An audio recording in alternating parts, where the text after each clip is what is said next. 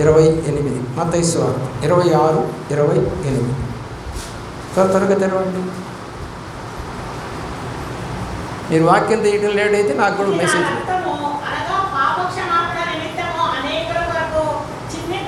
పాపక్షమాపణ నిమిత్తము.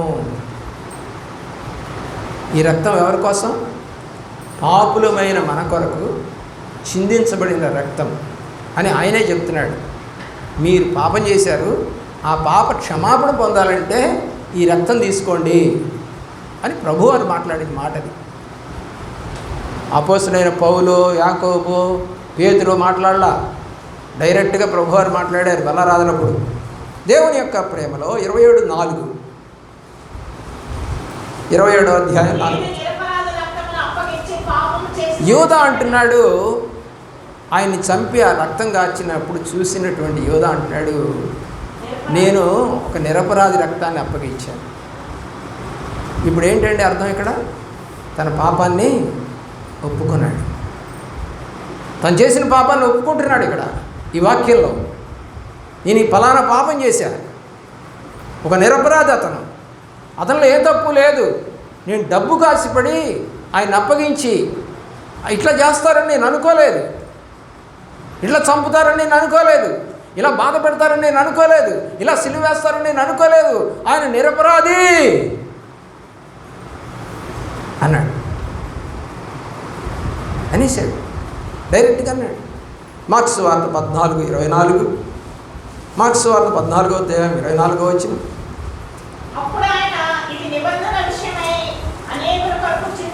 ఇది ఏ రక్తం అంట?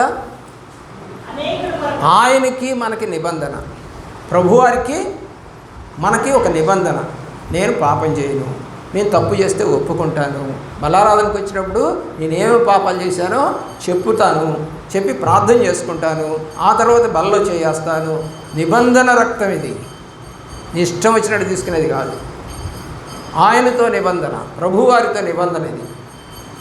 ప్రియులారా, ఆలోచన చేయండి. లూకాసు వార్త 22వ అధ్యాయం 20వ వచనం. ఏ నిబంధన చెప్తున్నాడు ఇక్కడ? లూకాసు వార్త 22:20.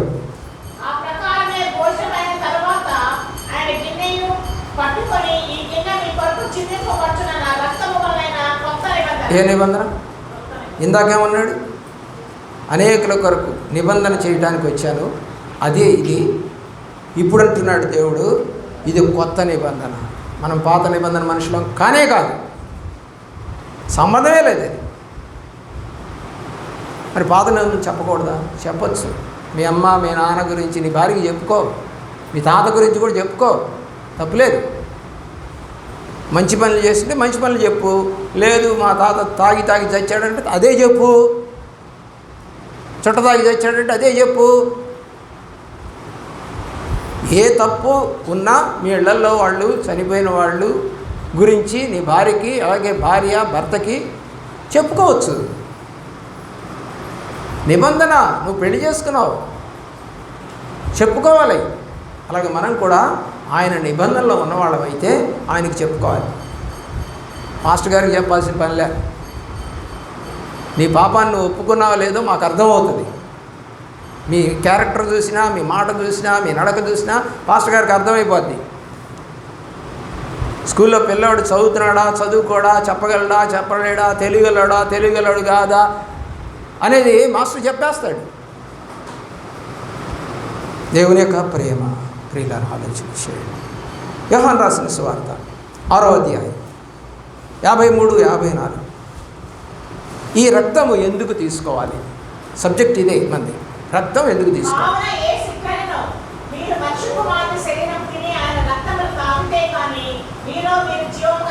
జీవాన్ని కలగజేయటానికి. జీవాధిపతి ఆయన, చచ్చిపోయిన మనిషిని బతికించగలిగింది ఇది.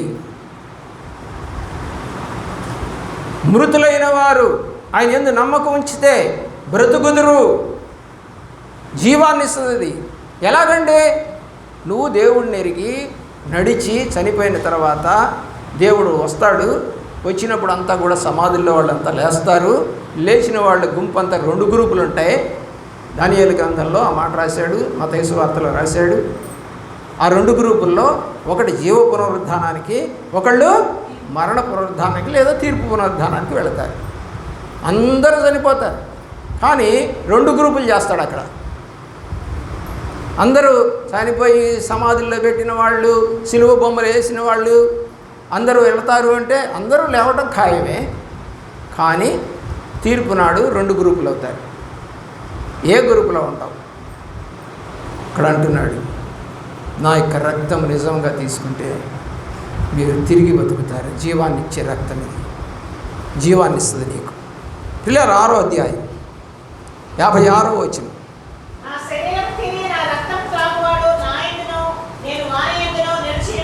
ఎక్కడ నిలిచి ఉంటాం? ఈ రక్తం తీసుకున్న వాళ్ళంతా ప్రభువులో. మరి ప్రభు ఎలాంటి వాడు?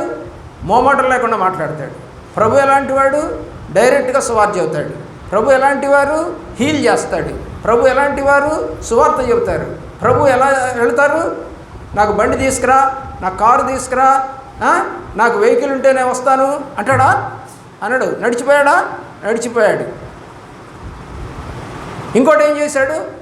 ఎవరి దగ్గరికి వెళ్తే వాళ్ళు ఏది పెడితే నువ్వు అది తిను. మన ఆహారాలు వేరు. నీ కొరియా వెళ్ళాలి, కొరియాలో మన అన్నం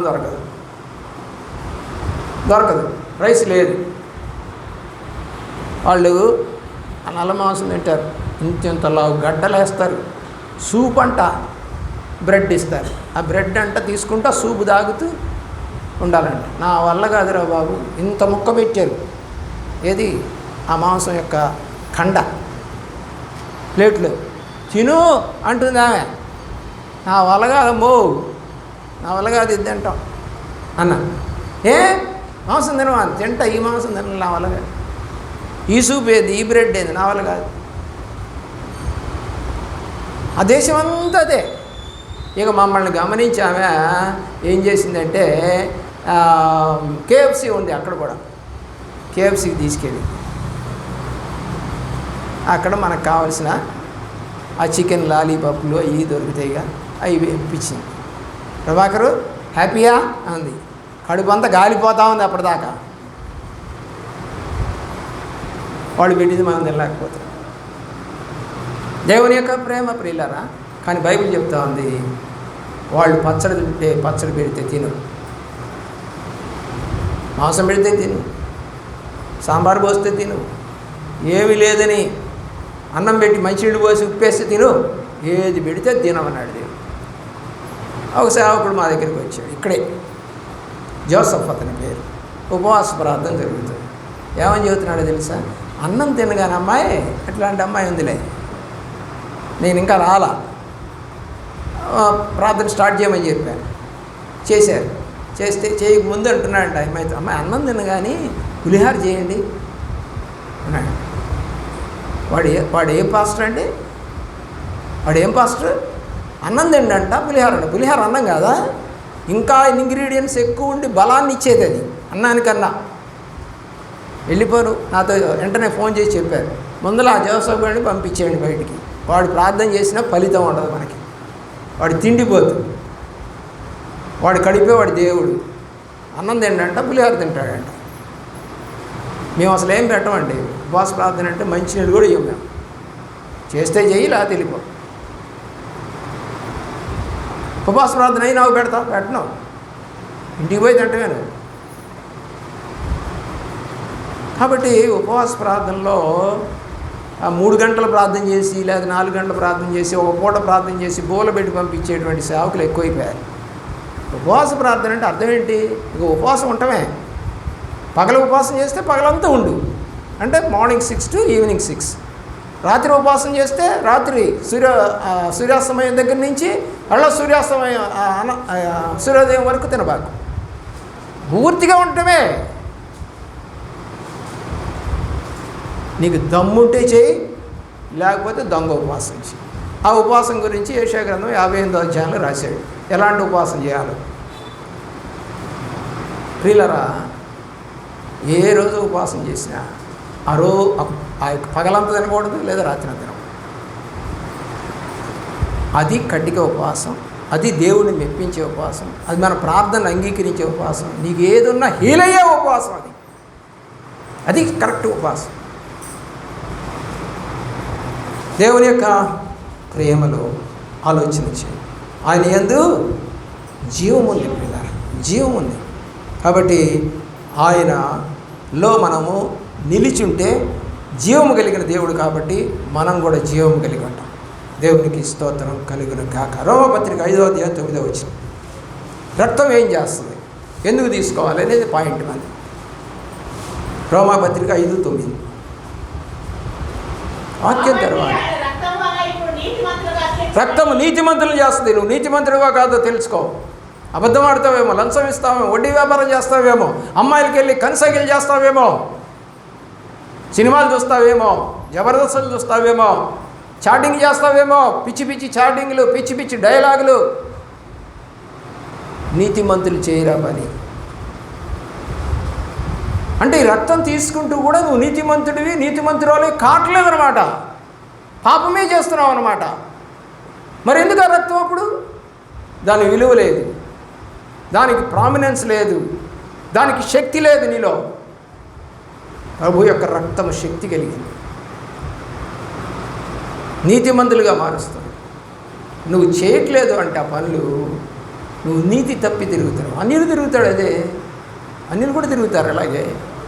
వాళ్ళకి వాళ్ళకి తేడా ఉండాలి కదా, చూపించాలి కదా డిఫరెన్స్. చెప్పండి. పిల్లలు, చిన్న చిన్న పిల్లలు మీ ఇంట్లో ఉండే చిన్న పిల్లలు ఆ బికినీలు వేసుకొని ఉండేటువంటి ఆ టీవీలో కనపడే అమ్మాయిలను చూస్తున్నారంటే సిగ్గుందేరా మీకు? రక్షణ పొందావా? నువ్వు చూస్తున్నావు, నీ పిల్లలకు కూడా చిన్ననాటి నుంచే సగం సగం డ్రెస్సులు వేసుకున్న పిల్లల్ని చూపించి కవ్విస్తున్నావా? లేదా కొంత వయసు రాగానే 13, 14 ఏళ్ళు రాగానే అలాంటివి వేసుకొని తిరగండి చెబుతున్నావా? మా రోజుల్లో లేవండి, చినిగితే డార్నింగ్ చేయించుకొని కుట్టుకునేవాళ్ళం, కుట్టించేవాళ్ళం. ఈరోజు అసలు ప్యాంట్లే చినిగినాయి. వాడే చించి తీసుకొస్తూ ఉంటే ఆ ప్యాంట్లు వేసుకొని ఏలాడుతూ ఉన్నారు. సిగ్గుమాలిన జనం. చినిగిన ప్యాంట్లు వేసుకోవటం ఏంట్రా? అది డబ్బులు పెట్టి వేలు అంట, మళ్ళీ అవి కంపెనీ 2000, 3000 అంట. చినిగిని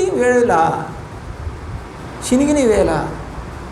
ఇంకొక అమ్మాయి వేసుకొని తిరుగుతుంది మా గుంటూరులో, లాగు వేసుకుంది. లాగు మీరేమంటారు, షార్ట్ అంటారా వాటిని, లేకపోతే ఇంకేదో బరమడా అంటారు కదా, అది కూడా కాదు, జీన్స్ ప్యాంటే. ఆ షార్ట్ అన్నీ కూడా కట్ చేస్తే ముక్కలు ముక్కలు ఉంటాయి కదా, అలా ముక్కలు ముక్కలుగా ఉన్నాయి. చుట్టూ కట్ చేయించిన మరి కట్ చేసి అమ్ముతారు, నాకు తెలియదు. అది కూడా ఒక బతికేనా? చెప్పండి, అది కూడా ఒక బతికేనా? అలాంటి వాళ్ళని సంఘాల్లోనికి రానియొచ్చా? చెప్పండి. అలాంటి ప్యాంట్లు మీ పిల్లలకి, మీ ఆడవాళ్ళకి, మగవాళ్ళకి మీరు కొనియడానికి డబ్బులు ఇస్తున్నారా? పాపం చేస్తున్నారా? కావాలనే చించినటువంటి గుడ్డలు, కాల్చినటువంటి గుడ్డలు వేయిస్తున్నారా?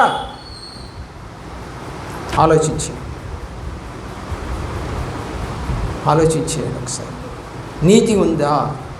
రక్తం తాగితే నీతి వస్తుంది. సరిగా తాగట్లేదు, నీతి రాదు. దేవుని యొక్క ప్రేమలో 1 కొరింథీ 11:27 ఇందాక చదువుకున్న మాటే, అయోగ్యంగా తీసుకోకూడదు. ఎఫ్ఎస్సీ పత్రిక 1:7 ఈ రక్తం తీసుకుంటే ఏంటి జరుగుద్ది? ఎఫ్ఎస్సీ పత్రిక 1:7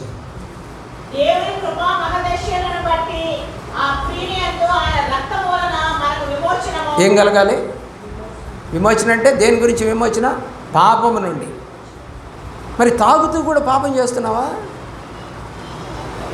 సినిమాలు, షికారులు, అర్ధరాత్రి దాకా మేలుకొని హ్యాపీ న్యూ ఇయర్లు లేకపోతే హ్యాపీ బర్త్డే చెబుతున్నావా? ఏ అంత కర్మే? పొద్దున్నే చెప్పకూడదా? మా ఇంటి సెంటర్లో అర్ధరాత్రి 11:30 ప్రాంతంలో అరుచుకుంటూ ఉన్నారు. ఏందబ్బా అని లేచాను, నిద్రపోయేవాడిని లేచాను. నేను ముందుగా పడుకుంటాను. లేచి చూస్తే ఏమంటే బండి మీద కేకు పెట్టి వాడి ఫ్రెండు కనీసం 10 మంది దాకా ఉన్నారు. ఏమండి గొడవ, కేకలు, అప్పటికే మంది వేస్తున్నారు. అది హ్యాపీనెస్సా? నిజంగా ఏమనుకోవద్దు, నేను ప్రార్థన చేశాను. ప్రభా చేసుకున్నాడు ఎవడు చచ్చిపోవాలి ప్రభా అన్న. భలే కోపం వస్తుంది నాకు. అది చేసుకుంటున్నాడు ఎవడో వాడు చచ్చిపోవాలి. నిజంగానే వాడు తెల్లారి చచ్చిపోయాడండి. నేను ఇక్కడ ప్రార్థన చేయటం ఏంది, వాడు అక్కడ చావటం ఏంది, నాకు అర్థం కాదు. ఈరోజు వరకు మళ్ళా ఆ సెంటర్లో బర్త్డే పార్టీ జరగల, దరిదాపు 4 ఏళ్ళు అవుతుంది. మళ్ళా రేగా గొడవ. ఒక ఆయన సిగరెట్ తాగుతున్నాడు మా పక్కన. దేవుడిని అడిగి, ప్రభువా వీడికి రోగం వచ్చి డాక్టరు నువ్వు సిగరెట్ తాగితే చచ్చిపోతావు అని చెప్పించయ్యా అన్న. చెప్పించాడు దేవుడు. ఏంటి, నీతిమంతుల ప్రార్థన బహుబలము కలిగిందిగా ఉంటుంది. తప్పు నాకు కనపడితే ప్రార్థన చేస్తా దేవుడికి, ఆ తప్పు జరగకుండా ఉండాలి. జరిగిందా శాపముకు గురవుతాం, రోగానికి గురవుతాం, మరణానికి గురవుతాం. ఈ 3 జరుగుతాయి. దేవుని యొక్క ప్రేమలో ఏం చేస్తాంట, విమోచన. 2:13, 2వ అధ్యాయం 13వ వచనం.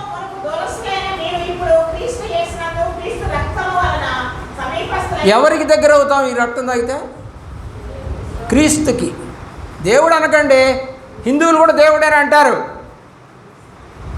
క్రీస్తు కనండి. నోళ్ళు లేవు. దేవుడు ఏంటి?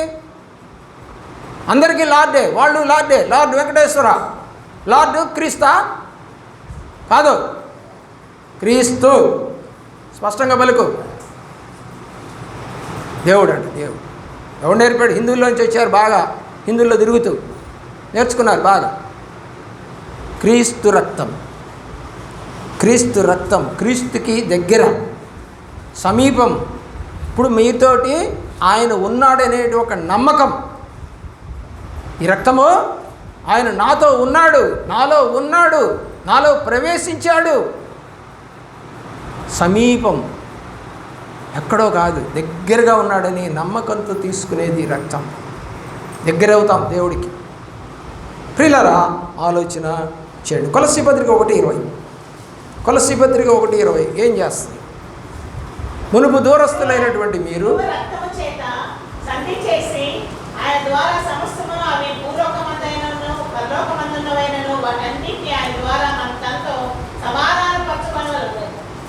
ఏం చేస్తాడండి? సంధి. సంధి అంటే విడిపోయిన వాళ్ళని కలిపేది. అంటే పాపంలో ఉన్న నిన్ను దేవుడికి విడిపోయి ఉన్నావు, ఇప్పుడు ఆయన నిన్ను కలుపుతున్నాడు ఆయనతో. పాపంలో ఉన్న నీవు దేవుడికి దూరంగా ఉన్నావు, విడిపోయి ఉన్నావు. ఇప్పుడు ఈ రక్తం వల్ల ఆయనకి నీకు సంధి ఏర్పడుతుంది, కలిసి ఉంటావు. ఇక సంధి చేసిన వాళ్ళు ఎలా ఉంటారంటే కలిసి ఉంటారు. ఎందుకంటే దేవుడు కలుపుతాడు దాన్ని.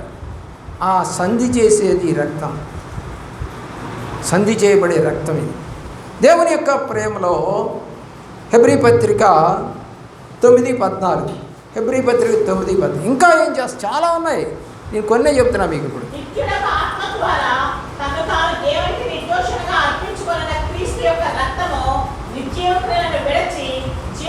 చాలు. ఏ క్రియలు? నిర్జీవ క్రియలను విడిచిపెట్టేటట్టు చేసే రక్తం. సినిమాలు చూస్తున్నావా? నిర్జీవ క్రియలు మానేలా, విజయులకు మాయలైనా, సెల్ ఫోన్లో జబర్దస్తులు లేకపోతే ఇంకేదైనా వెకిలి చూస్తున్నావా? నిర్జీవ క్రియ అది. ఒక సినిమా నిర్జీవ క్రియ. సినిమా అంటే అర్థం ఏంటో తెలుసా మీకు? తెలుగులో సి అంటే సిగ్గులేంది, నీ అంటే నియమం లేనిది, మా అంటే మానాన్ని చూపించేది. మానాలు కూడా చూపిస్తుంది అది. తెలియని మానాలు కూడా ఆడవాళ్ళకి మగవాళ్ళకి తెలియని చూపించేది అది. సిగ్గుండదు దానికి, నియమం లేదు. ఈరోజు వీడితో యాక్షన్ చేస్తుంది, రేపు ఇంకొకటితో యాక్షన్ చేస్తుంది. వాడు తమ్ముడు వరుస అయినా కూడా వాడికి హీరోయిన్గా చేస్తుంది. సిగ్గు లేదు, నియమం లేదు, మానం లేనటువంటి దాన్ని చూసి సంతోషించి బాగా చేశారని వందలు పెట్టి టికెట్లు కొనుక్కొని వెళ్తావా? దేవుడికి ఎంత ఇచ్చా? 10 రూపాయలా? సినిమా టికెట్ ఎంత? 250. ఏది ముఖ్యం? అది నిర్జీవ క్రియ, ఇది తీసుకోవడం జీవక్రియ. ఇది జీవక్రియ, అది నిర్జీవక్రియ. నిర్జీవ క్రియకి డబ్బులు ఎక్కువ, జీవక్రియకి డబ్బు తక్కువ. నిర్జీవ క్రియకి పోస్టర్లు, దేవుడి యొక్క మీటింగ్లు పెట్టుకుందాం పోస్టర్ అంటే ఎక్కడ కుదురుతాయి గారు, మా దగ్గర డబ్బులు లేవు. మరి పోస్టర్ ఎలా కట్టించా, ఫోటోలు ఎలా పెట్టించా, దాంట్లో నీ ఫోటో డబ్బులు ఇవ్వకుండానే పెడతారా? బెటర్గా నిర్జీవ క్రియ. ఎన్నాళ్ళు ఉంటుంది పోస్టరు? చినిగిపోదా, పాడైపోదా? లేదా సినిమా అయిపోయి ఇంకొక సినిమా రాదా? అదొక నిర్జీవ క్రియ కాదా? నిర్జీవ క్రియలను విడిచిపెట్టేటట్టు చేసే రక్తం ఇది. కానీ నువ్వు తీసుకుంటూ కూడా నిర్జీవ క్రియలు చేస్తున్నావు అని అంటే ఈ రక్తం నీలో పనిచేయట్లేదు, పనిచేయట్లా. దేవుని యొక్క ప్రేమలో ఆలోచన చేయండి. 10వ అధ్యాయం 20వ వచనం. 10వ అధ్యాయం 20వ వచనం హెబ్రీ పత్రిక.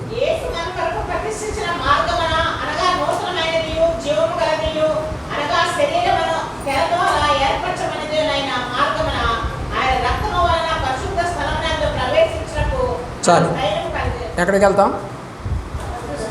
పరిశుద్ధ స్థలం. పరిశుద్ధ స్థలం ఎక్కడుంది? భూమి మీద ఉందా? పరలోకంలో ఉంటుంది. ఆ స్థలం చూడాలని ఆశ ఉందా నీకు? ఆశ ఉంటేనే ఇది తీసుకోవాలి. ఇది తీసుకున్నప్పుడు నేను చెప్పబడినటువంటి ఈ వాక్యాలన్నింటినీ కూడా గుర్తు చేసుకుంటే, అయ్యా వీటన్నిటిని నేను చేయగలనా, చూడగలనా, రాగలనా అనే ప్రశ్న వచ్చేస్తుంది నీకు. పరిశుద్ధ స్థలానికి వెళ్ళాలంటే ఆ పైనవన్నీ చేయాలి. చెప్పినవన్నీ చేస్తేనే పరిశుద్ధ స్థలం. కలెక్టర్ దగ్గరికి ఎవరు పడితే వాళ్ళు పోతారా? మినిస్టర్ దగ్గరికి ఎవరు పడితే వాళ్ళు పోనిస్తారా? సీఎం దగ్గరికి ఎవరిని పడితే వాళ్ళని పోనిస్తారా? ప్రైమ్ మినిస్టర్ దగ్గరికి ఎవరిని పడితే వాళ్ళని పోనిస్తారా? అంతకన్నా గొప్ప దేవుడు. ఈ లోక అధికారి కన్నా ప్రపంచానికే అధికారి అయినటువంటి మన దేవుడి దగ్గరికి వెళ్ళాలంటే, ఈ మనుషుల దగ్గరికి వెళ్ళాలంటేనే ఏ ఎమ్మెల్యేనో, ఏ ప్రెసిడెంటో, ఏ ఎంపీటీసీలో ఎవరినో పట్టుకొని పోవాలి, బతిలో ఆడుకొని. మన దేవుడి దగ్గరికి వెళ్ళడానికి పాస్టర్ గారు అవసరమా? బిషప్ అవసరమా? రెవరెండ్ అవసరమా? డాక్టర్లు అవసరమా? అవసరం లేదు. డైరెక్ట్గా మనల్ని తీసుకెళ్తాడు అక్కడికి. ఎవరు? దేవదూతలు వచ్చి తీసుకెళ్తారు. పాస్టర్తో పని లేదు. పాస్టర్ ఏం తీసుకెళ్ళాడు, అది వల్ల కాదు. పరిశుద్ధ స్థలంలో ప్రవేశించటానికి ఈ రక్తం నీకు ఉపయోగపడుతుంది. నిజమైనటువంటి విశ్వాస అయినా, నిజంగా ఈ బలారాధనలో నువ్వు పాల్గొంటున్నా, ఇవన్నీ జరుగుతాయి. లాస్ట్ చదివి ముగిద్దాం. 13:2 13వ అధ్యాయము 2వ వచనం హెబ్రీ పత్రిక.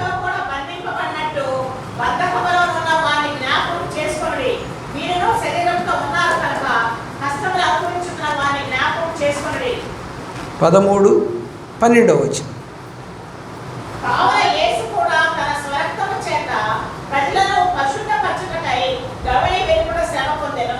దేన్ని చేయడానికి?